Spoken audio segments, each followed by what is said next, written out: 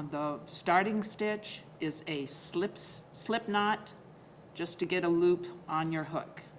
Now I'm going to make a chain. This is called chain stitch. It's one of the 2 basic stitches. And you just pull a new loop through the old loop. New loop through the old loop. Now I'm going to make this into a ring by doing what's called a slip stitch.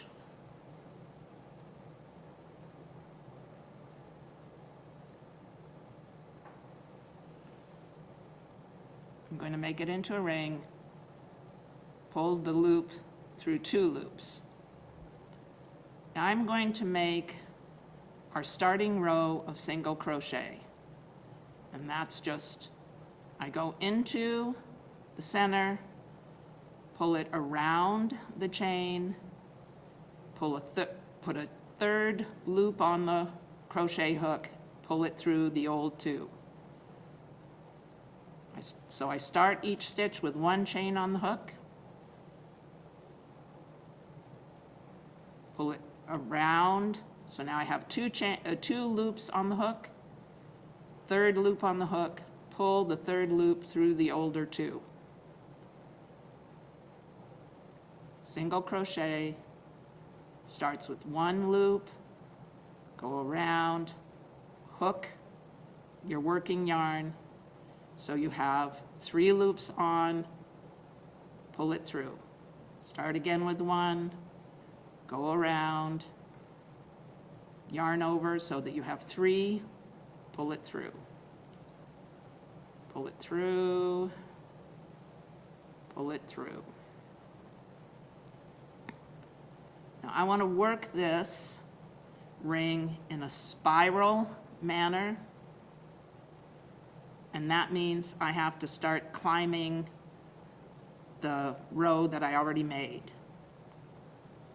So I'm going to go into the top of this stitch. When I get this in there, you want to put your hook under that little V that makes the crown of the stitch. Pull the yarn through. So you have 2 loops on your hook, but it takes 3 loops to make a single crochet. So 3rd loop, pull it through the other 2.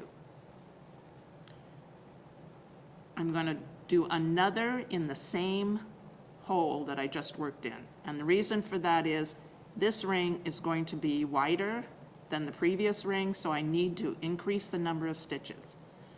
So push it through. Again, you can see that those 2 pieces of yarn are covering my hook. I'm going to yarn over, pull it through, yarn over again, pull it through. And these are single crochets. On to the next stitch.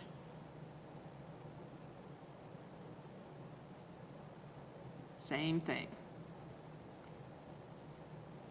So again, that's 2 in that stitch. Now I'm going to the next little arrow shape, go under the 2 that make the arrow, get my 3 loops on the hook, pull it through, do the same again in the same place.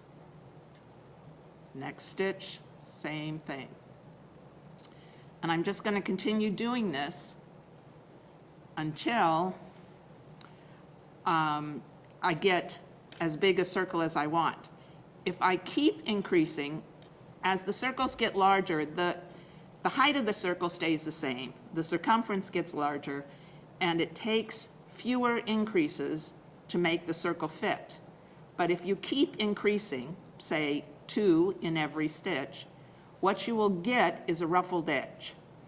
And that's how you make shapes like this one. So it's a fun thing to experiment with. So how do you finish a project? Suppose you've gotten to the point where you think, well, that's cute, and I'm going to stop, or I've almost run out of yarn. Well, you just, instead of going on to the next stitch, you just pull your yarn up, Take a pair of scissors, snip it, pull the tail away, and then you're going to weave in this loose end. And there are various ways to do that, but whatever works for you is fine. I generally try to weave it in the row below. And you can do this with a needle, or you can do it with your hook.